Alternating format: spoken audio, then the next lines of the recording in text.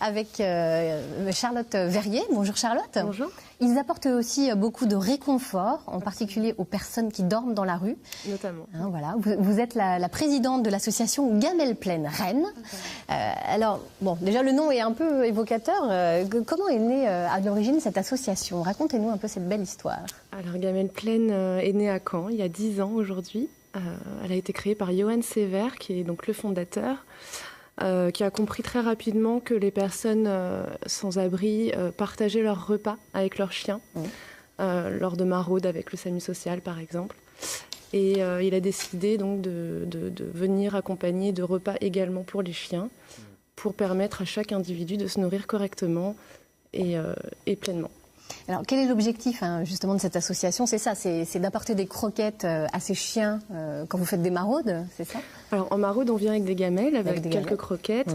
On donne une gamelle à l'animal. Ça permet d'occuper l'animal, de pouvoir discuter avec le maître de son animal d'abord, de voir si tout va bien, s'il n'a pas rencontré de problème ou s'il n'a pas besoin de quoi que ce soit en soins vétérinaires, en objets de sellerie ou sur un cours d'éducation canine, par exemple.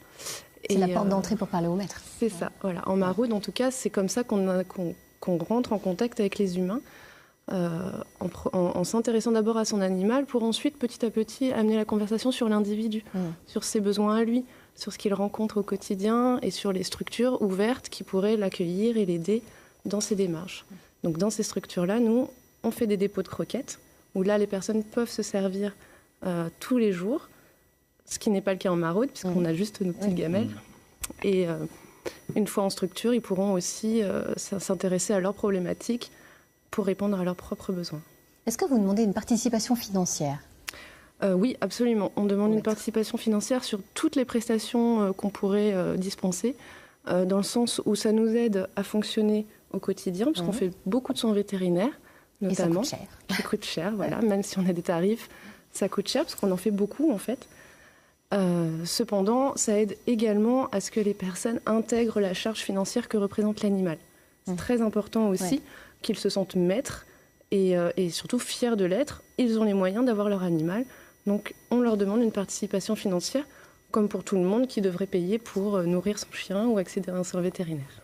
Alors vous avez des belles histoires à nous raconter, justement avec ces soins vétérinaires. Il y a plusieurs petits chiens qui ont été opérés, que vous avez suivis de bout en bout, accompagné les maîtres également, bien sûr, parce que l'un ne va pas sans l'autre. C'est ça. Alors là, c'est vrai que permettre à ces personnes-là d'avoir accès à des chirurgies qui restent exceptionnelles, certes, mais qui ne sont vraiment pas à la portée de tous, ça nous rend assez fiers de faire ce qu'on fait. Là, aujourd'hui, on est sur notre deuxième situation. Donc, c'est une petite chienne de 2 ans qui s'appelle Nakia, qui a besoin d'être opérée de la hanche, puisqu'elle est née avec une malformation. Ça fait 2 ans que son maître souffre de la voir dans cet état-là. Donc là, on a été à Nantes voir un chirurgien spécialisé en orthopédie. La voilà, la petite Voilà, Nakia. petite Nakia, accompagnée de son maître Christophe. Donc, elle a été opérée. Aujourd'hui, donc, elle est en convalescence. On va y retourner en avril pour le suivi vétérinaire et puis pour enlever les broches qui lui ont été posées. Et espérons qu'après tout ça, elle pourra courir enfin et avoir sa joie de vivre pleine et aussi pour son maître Christophe qui souffre beaucoup de l'avoir en l'état. Comment peut-on vous aider? Parce que pour les croquettes, est-ce que vous, par exemple, des enseignes vous fournissent des croquettes? Oui, ça oui. Alors c'est vrai que l'aide qu'on va demander aux personnes, enfin, ça dépend des personnes à qui on s'adresse. On est aidé tous les jours, toute l'année par des enseignes, effectivement, locales. Ça nous permet d'agir aussi sur le plan anti-gâchis, puisqu'on récupère les croquettes qui ne sont pas vendables. Donc différentes structures comme Truffaut, Maxiso ou Jardiland nous aident toute l'année. Donc on n'a pas besoin de faire de collecte à ce jour. On est vraiment très bien soutenu par ces enseignes-là.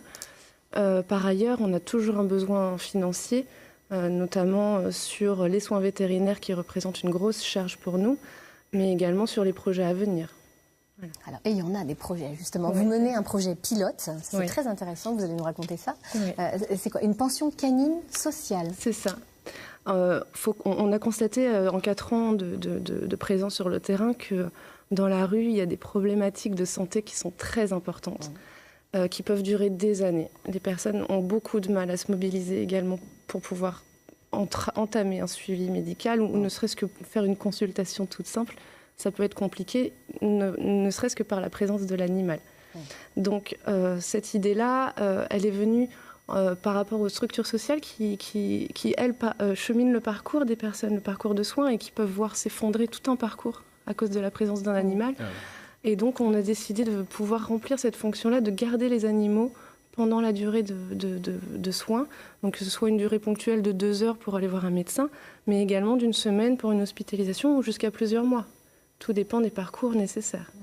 Donc, c'est un projet qui devrait voir le jour en 2020. Et donc, nous cherchons des financements, effectivement, pour pouvoir assurer son fonctionnement et son investissement. Alors, pour vous aider, c'est très simple. On va sur la page Facebook Gamelle Plaine Rennes. C'est bien ça. Et alors, ça se passe comment? Alors, chaque antenne de Gamelle Plaine a une page Facebook. Donc, c'est très facile de nous trouver. Association Gamelle Plaine et la ville qui vous intéresse. Donc, nous, on est à Rennes. Il y a une petite cartouche sur la page Facebook « Faire un don ». Sur cette petite cartouche est relié notre compte PayPal. Donc c'est très simple d'accès, il suffit de cliquer dessus. Et c'est un compte où il n'y a pas de frais, où c'est directement chez nous, dans notre compte à nous. Et ça nous permet d'agir immédiatement dès qu'on a besoin d'argent. Le message est passé, Charlotte.